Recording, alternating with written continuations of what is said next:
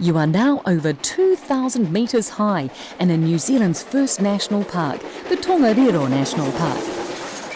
This land was originally donated to the nation by a Māori chief, and on your left you'll see the three giant volcanoes of Mount Ruapehu, Mount Tongariro and Mount Ngauruhoe.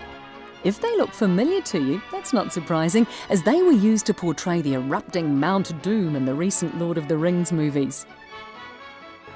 The mountain chateau in the central heights of the island is a popular resort where golf, tennis, tramping and skiing may be enjoyed according to season. Lying on the slopes of Mount Ruapehu is our home for the night, the Grand Chateau Hotel. It is a luxury alpine hotel built in 1929 and it still maintains the atmosphere of that time. We'll have dinner at the chateau and can thoroughly recommend a late night dip in the hotel's plunge pool. It's Wednesday morning, and so we drive around the mountain to pick up our train in the famous ski town of Ohakune. If you're a photographer, you might prefer to take the optional helicopter ride over the mountains and get some magnificent shots of the Tongariro National Park. Our journey today takes us across the impressive viaducts of the Rangitikei Valley, and we pass through the towns of Waihuru, Taihape and Mangaweka. Taihape proclaims itself as the gumboot capital of the world, so when we travel through Taihape Station, be sure to look out for the world's only permanent gumboot throwing course. As the train descends to the Manawatu, we'll be stopping at Fielding. This is so the rail fans can visit this newly restored steam loco at Fielding Steam Rail. Meanwhile, the rest of us will carry on to our home for the night, the regional capital of the Central North Island, Palmerston North. Next morning, our train heads east through the magnificent Manawatu Gorge before we head south through the Wairarapa region to Wellington. On our way south, we'll stop briefly for the rail fans to see the restored rail cars at the Pahiatua Railcar Museum, and then we head to Masterton, the main town in the Wairarapa region. While our loco is being serviced, we have the choice of browsing through the town or heading out of town for the afternoon to take the Martinborough Wine Trail. For the rail fans, we've organised a visit to the unique Fell engine that used to climb the steep Rimutaka incline at Featherston. As Thursday draws to a close, our train travels along the Hutt River Valley where you might just spot the quarry where the Battle of Helm's Deep was filmed. Wellington, the capital city of New Zealand, is the southern terminus of the North Island main trunk line. You'll be staying in Wellington for 2 nights, and if you're continuing onto the South Island Steam Explorer, we'll be embarking on the ferry across Cook Strait on Saturday morning. Wellington is the nation's capital and seat of government. It's also New Zealand's second largest city, with a population of over 300,000. Wellington has been called the San Francisco of the South, and its very own cable car reinforces that image even more. We've organised a range of sightseeing tours while you're in Wellington, but we believe Wellington is a city best explored on foot, and so a walking tour has also been included, as well as a day out for the rail fans. They'll visit the depot of Steam Incorporated, the Wellington Tramway Museum and the Silverstream Railway.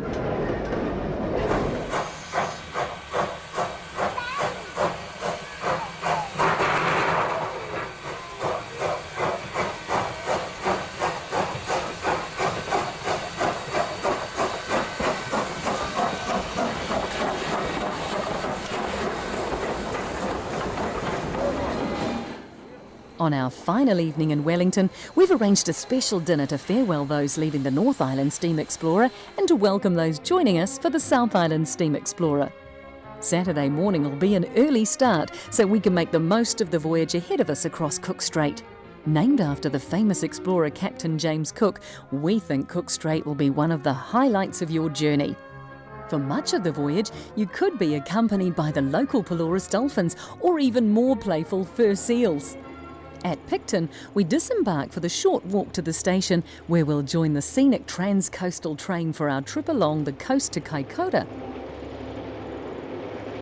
After our train climbs out of Picton, we leave the Sounds and pass through the largest grape-growing region of New Zealand with over 65 different wineries.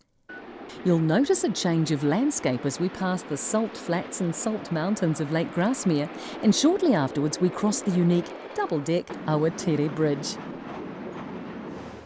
We soon pass between the coast and the Kaikoura Mountains on your right.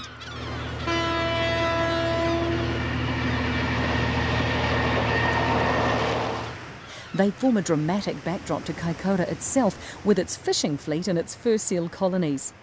Just offshore, the seafloor is unusually deep, and the highly nutrient waters attract sperm whales and dolphins to feed.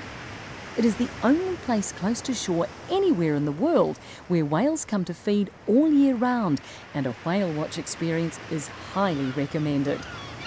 For the more adventurous, you can also zip up your wetsuit and take to the water for a swim with the dolphins. Christchurch, the South Island's largest city. Christchurch, usually considered the most English of New Zealand's cities, stands on the broad sweep of the Canterbury Plain. The Anglican Cathedral is by far the most famous landmark in Christchurch. Built in 1864 and taking 37 years to complete, this Gothic-style stone cathedral is the central feature of the city. The first European settlers came from England, and you'll see that the English public school tradition lives on at places like Christ's College. Cathedral Square is the main gathering place for people, ideas and eccentrics such as the town crier and the wizard. Christchurch also has beautiful parks and gardens, and for good reason is known as the Garden City. The Avon River winds its way through the city, providing the opportunity for that frightfully British of pastimes, punting on the Avon. Christchurch is an excellent base for seeing the South Island, and we stay 3 nights here. You could go whale watching, swim with the dolphins, visit Mount Cook.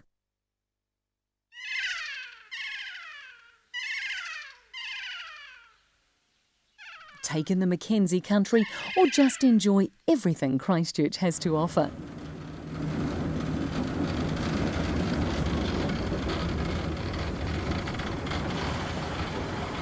A specific Railfans day tour has also been arranged. It will take in the Ferrymead Historical Park, Lyttelton Harbour and the magnificent Weka Pass Railway.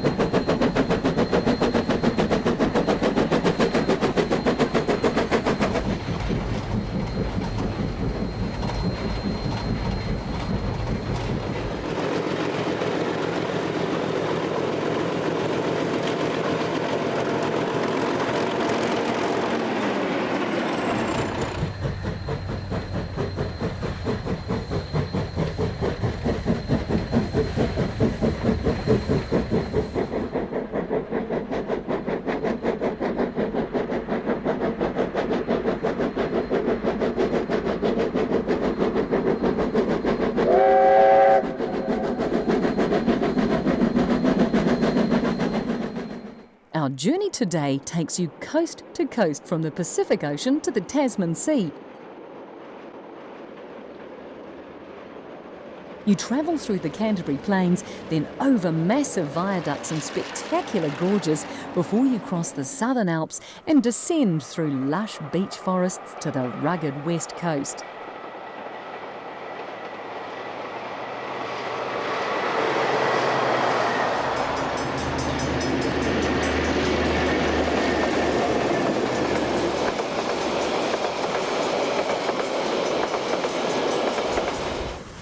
Shantytown is a replica of a West Coast gold mining town. Rail fans will appreciate the steam railway at Shantytown, and in particular a working original Climax bush logging locomotive. But everyone can enjoy panning for gold or visiting the collection of the old 19th century buildings.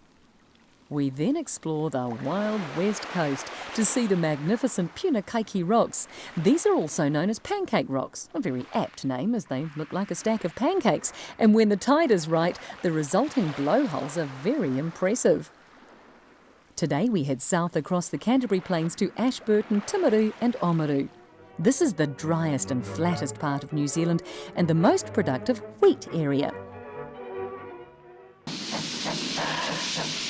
When we reach Ashburton, you're free to wander around this typical South Island farming town or visit the Pioneer Village and Plains Railway.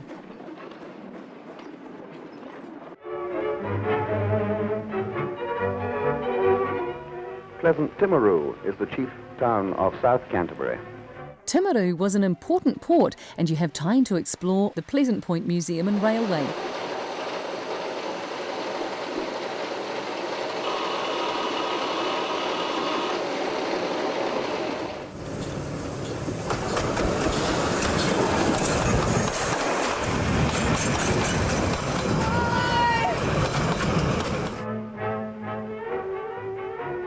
Oamaru in North Otago is the next important town on the way south. The magnificent white stone buildings of Oamaru are the best preserved collection of commercial historical buildings in the country.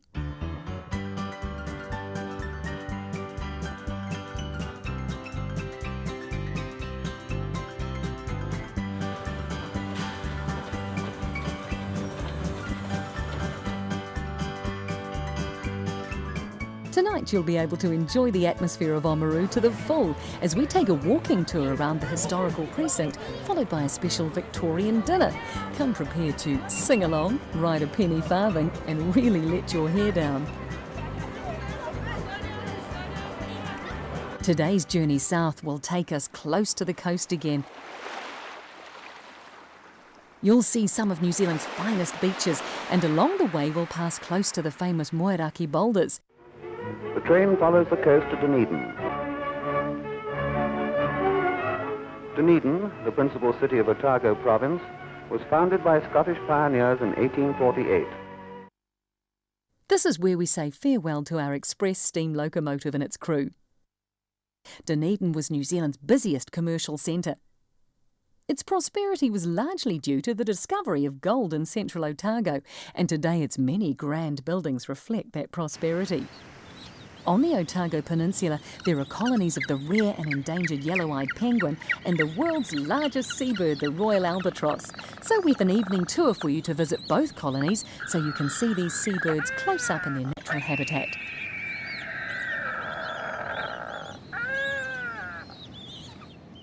It's Thursday morning and time to take another of the world's great rail journeys, the Taere Gorge Limited. Before we leave, have a look around Dunedin's famous railway station. Designed by George Troop, this splendid building was completed in 1907. Because of all its ornate embellishments, it wasn't long before he was nicknamed Gingerbread George. The Taere Gorge Limited is a privately run excursion train that takes us across many spectacular viaducts and a series of tunnels clinging to the ledge high above the Taere River Gorge. Much of Dunedin's wealth was transported along this line, and as the journey unfolds, we gain height and see a gradually changing landscape until we arrive in the fascinating tussock and desert landscape of central Otago. This area is called Tor Country, and it seems barren, but if you look closely, it comes alive with native wildlife. Hiding in the rocks is the endangered Otago skink, New Zealand's largest lizard. They often grow to over 25 centimetres in length. You should also look out for the New Zealand falcon. They live and hunt in the gorge and can often be seen gliding over the plain. Take some time to yourself and experience the essence of central Otago before we join the coach for the next part of our journey. The track ends at Middlemarch, but from there the track bed of the line as far as Clyde was saved and turned into a cycle track, now known as the Otago Rail Trail. This means we can still run parallel to the line for another 100 miles, and we'll drive through the old gold mining areas before arriving at Clyde.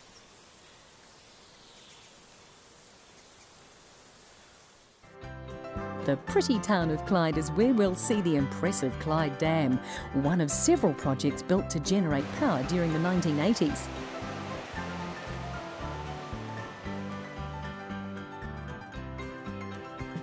En route to Queenstown, we pass the first of many wineries in the area, and we soon enter the Kawerau Valley, where you'll have your first chance to see the bungee jumping at Kawerau Bridge. Nestled at the foot of the aptly named Remarkables mountain range, Queenstown is on the shores of the stunning Lake Wakatipu. The views are magnificent, and so is the shopping. The charm of this wonderful little town is enhanced even more by its majestic mountain views. If it's adventure you want, then this little town has it all. The Queenstown Lakes area also has some terrific